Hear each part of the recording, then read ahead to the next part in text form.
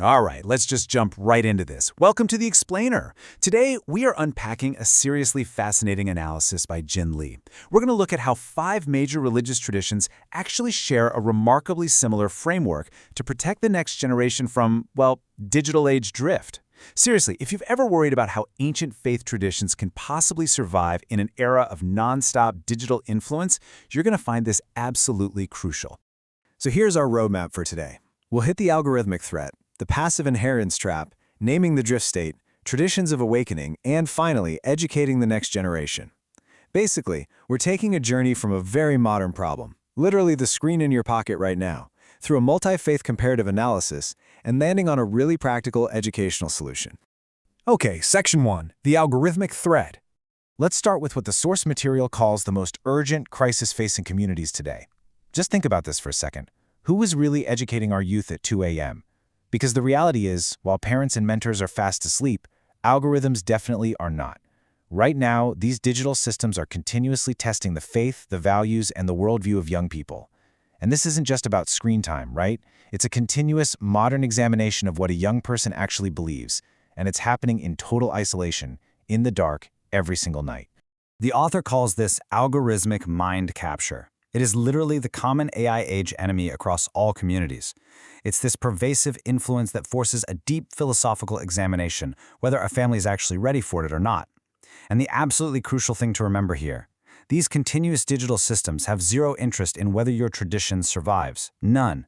They're just designed to capture attention, and they often do that by producing doubt, a little cynicism, and ultimately, that shared drift problem. Moving on to Section 2, the passive inheritance trap.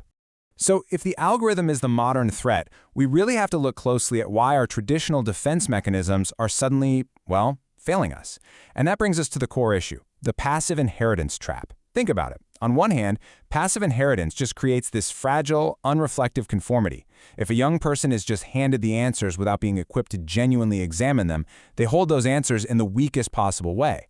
It leaves them highly vulnerable to algorithmic pressure. But on the other hand, guided examination is resilient. It's mentor-supported, it leads to a deeply rooted personal choice. The source makes a really compelling argument here. Passive inheritance isn't actually more faithful, it's just more fragile.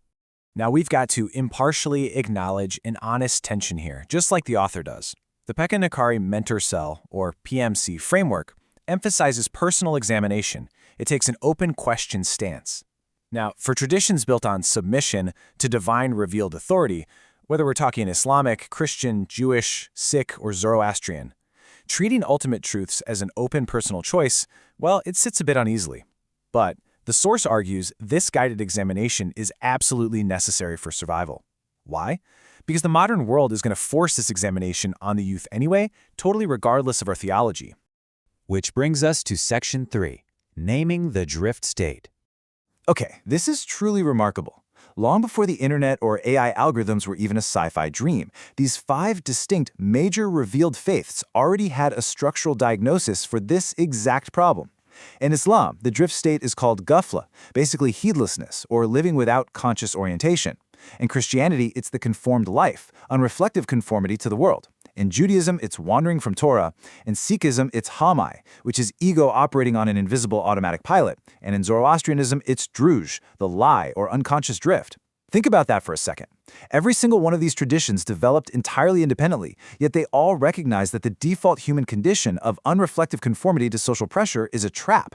They all identify the exact same underlying problem, literally millennia before algorithms started exploiting it.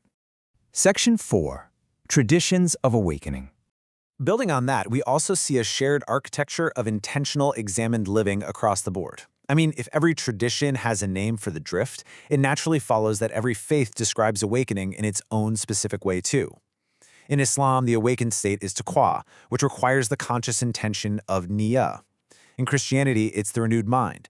Judaism calls for teshuvah, which is an honest, conscious return. Sikhism points to the Sant Sipai, the spiritually awakened saint soldier aligned with divine will.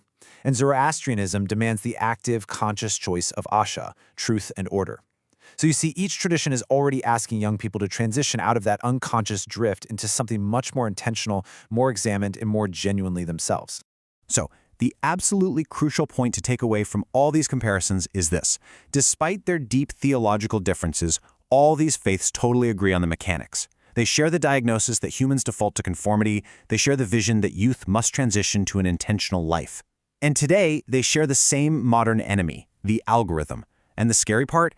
The algorithm is accelerating the need for this transition, precisely because it explicitly exploits that very state of unreflective conformity.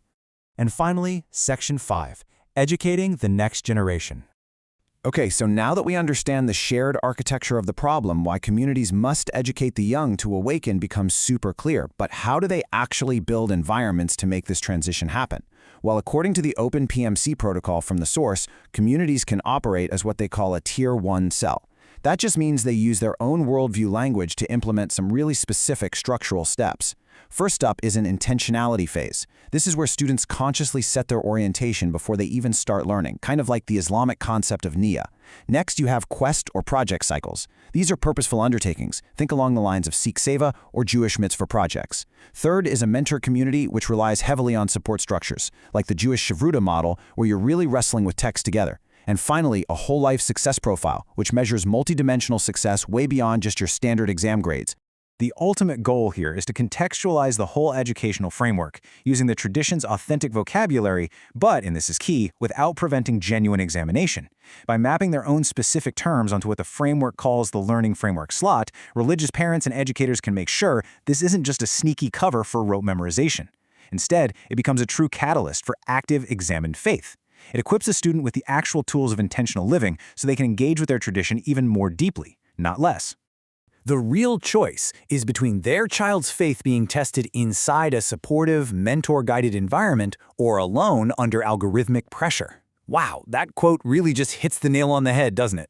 It perfectly summarizes the stakes of everything we've unpacked in this explainer today. The modern world literally guarantees your child's worldview is going to be challenged. That is a given at this point. So the only variable left for a community to actually control is the environment where that challenge takes place. Will it be alone in the dark with a cold algorithm or in the light alongside a trusted mentor? So, I want to leave you with the most urgent question for our age.